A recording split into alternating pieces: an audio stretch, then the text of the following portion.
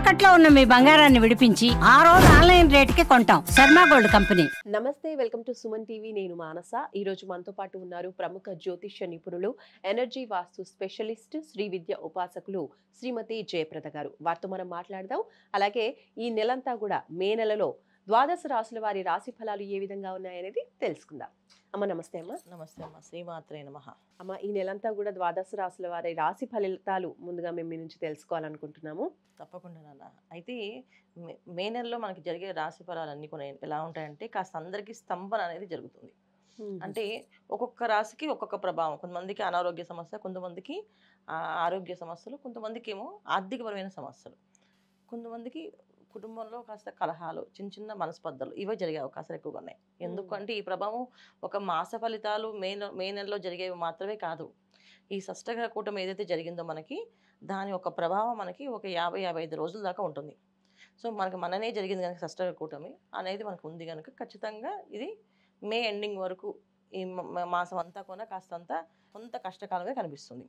అయితే ఒక్కొక్క రాశి వాళ్ళకి ప్రభావం అనేది ఎలా ఉంటుందనేది మనం వివరంగా తెలుసుకుందాం.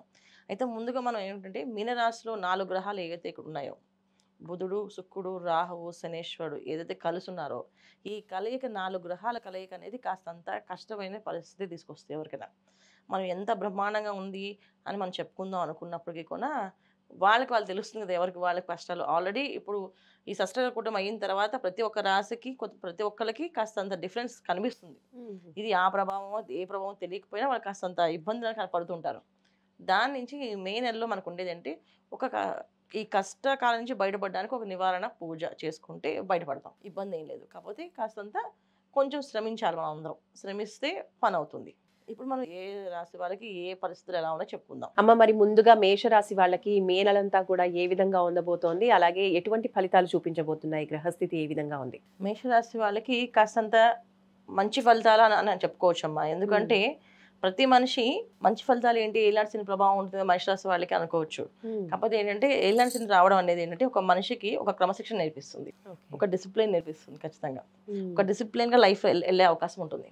అంటే ఒక పని ఇలా ఎలా పడితే అలా చేసేవాళ్ళు ఒక పద్ధతి ప్రకారం చేసేటట్టు నేర్పిస్తారు ఆయన. అది ఏలాంటి శని ప్రభావం అన్నమాట. సో మేషరాశి వాళ్ళకి ఏంటంటే ఏదైనా సరే పని ఆ క్షణాన్ని అయిపోవాలని, ఆ క్షణాన్ని తేల్చేసుకోవాలని తొందరగా చేస్తుంటారు పనులు.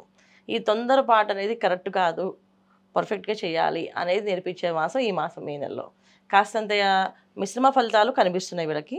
అయితే ఏంటంటే ఎప్పుడు కష్టపడి ఉద్యోగం చేసే వాళ్ళకి మాత్రం ఎటువంటి ఇబ్బంది లేదు. ఉద్యోగాల్లో ఉన్న ఉద్యోగం మీద కాస్తంత ఒత్తిడి పెరిగే అవకాశం ఉంటుంది. పక్క వాళ్ళు లీవ్ పెడితే ఆ ఉద్యోగం ఆ పని వీళ్ళు చేయాల్సిన పరిస్థితి ఏర్పడే అవకాశం ఉంటుంది. వ్యాపారస్తులకి కాస్త మంచి స్నేహితులు కానీ బంధువులు కానీ సాయం చేసే వాళ్ళలాగా ఉండి వాళ్ళకి ఎక్స్పాండ్ చేయడానికి అవకాశం ఉంటుంది. ఓకే. కాకపోతే ఏంటంటే కష్టపడాలి. ఇప్పుడు బయట వాళ్ళు అంటే మన ఇష్టం చేసుకోవచ్చు. మన ఇంట్లో వాళ్ళు అన్నప్పుడు ఏమవుతుంది, మనకి ఖచ్చితంగా ఒక బాధ్యత ఉంటుంది కదా. ఒకటి మాట పడాల్సి వస్తుంది, లేదా ఏదో తేడా వస్తే వాళ్ళు ఏదో అంటారు వీళ్ళని. సో అది కుటుంబం అంతా తెలుస్తుంది. ఇలాంటి ఇబ్బందులు అనేవి కనిపిస్తూ ఉంటుంది. కాస్త ఎక్కువగా దూకుడుగా మాట్లాడే స్వభావం ఉన్న వాళ్ళకి కాస్తంత ఇబ్బందులు ఎక్కువగా కనిపిస్తుంటాయి. ఎందుకంటే ఇలా ఎందుకు మాట్లాడతాను ప్రశ్నించే వాళ్ళు ఎక్కువ అవుతారు. అలా మాట్లాడకుండా వాళ్ళ పని వాళ్ళు చేసుకుని ఉన్నారు అనుకో, వాళ్ళకి ఎటువంటి ఇబ్బంది లేదు.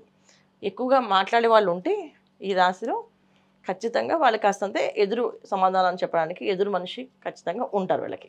సో అది ఏలాంటి శని ప్రభావం వల్ల. తర్వాత మేషరాశిలో రవి భగవాన్ ఉండడం వల్ల చాలామంది కోర్టు సంబంధించిన విషయాలు కానీ, కోర్టులో కొన్ని విషయాలు అంటే వీళ్ళకి ఆస్తుల గురించి కానీ, గవర్నమెంట్కి సంబంధించిన పన్నుల నుంచి డబ్బుల గురించి కానీ రావాల్సినవి ఉంటే కూడా ఇవన్నీ వచ్చే అవకాశం మేషరాశి వాళ్ళకి ఉన్నాయి. అయితే మేషరాశి వాళ్ళకి అన్నీ ఉన్నప్పటికీ కూడా వీళ్ళకి కాస్తంత అలసట ఏంటంటే ఎక్కువగా కాళ్ళు విపరీతంగా లాగడం, కాళ్ళు విపరీతంగా నొప్పులు పట్టడము, అరికాళ్ళ నుంచి మంటలు పుట్టడము అవి ఎక్కువ కొంచెం జరుగుతుంటాయి. సో దీనివల్ల కాస్త జాగ్రత్త అనేది తీసుకుంటూ ఉండాలి.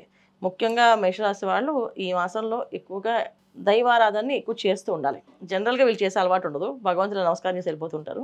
కానీ కొంచెం ఈ మాసం అంతా కాస్త కూర్చొని ఏదైనా మంత్రాన్నో పూజ లేకపోతే మెడిటేషన్ ఎక్కువగా సేపు చేస్తూ ఉంటే ఎక్కువసేపు మౌనంగా ఉన్న మంచి ఫలితాలు కనిపిస్తాయి. సో ఎందుకంటే శని భగవాన్ ఒక ప్రభావం, రవి ఒక రాశిలో ఉండడం, మే 13 వరకు రవి మేషరాశిలోనే ఉంటాడు. అందువల్ల ఏంటంటే కొంచెం రాశిలో ఉన్నప్పుడు కాస్తంత అన్ఈజీగా ఉండడము, కాస్తంత వీళ్ళకి చూడ్డానికి మనిషి బాగానే ఉన్నారు కానీ నాకెంచో నీరసంగా ఉంది, వాళ్ళేది కొంచెం కళ్ళు తిరుగుతాయి అంటే అందరూ అనుకుంటారు ఏంటి కొత్తగా చెప్తున్నారు అనుకుంటాం.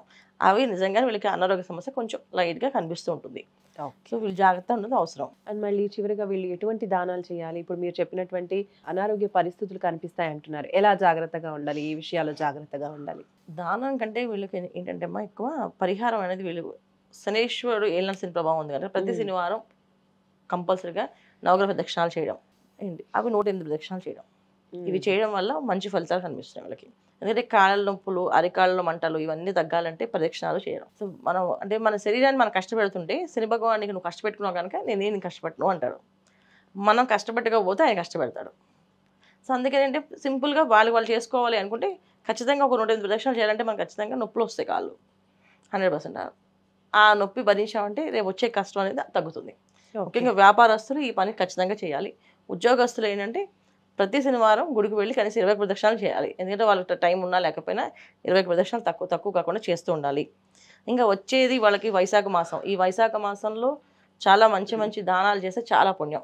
ఏది చేస్తే అంత మంచి ఫలితాలు వస్తాయి. అయితే ఈ వైశాఖ మాసంలో ఈ మేషరాశి వాళ్ళందరూ గొడుగులు దానం చేస్తే చాలా మంచిది. మేషరాశి వాళ్ళకి మే నెల అంతా కూడా ఏ విధంగా ఉంటుంది అనేది మాస ఫలితాల్లో క్లియర్గా ఎక్స్ప్లెయిన్ చేస్తారు. ధన్యవాదాలమ్మా. నమస్తే అమ్మా. శ్రీమాత్రే నమః. చూసారు కదండి, మేషరాశి వాళ్ళ రాశి ఫలాలు ఏ విధంగా ఉన్నాయో. ఏమైనా పరిహారాలు తెలుసుకోవాలి అనుకుంటే స్క్రీన్ పైన కనిపించిన నెంబర్స్కి కాల్ చేసి మీరు అపాయింట్మెంట్ తీసుకోవచ్చు. నమస్తే.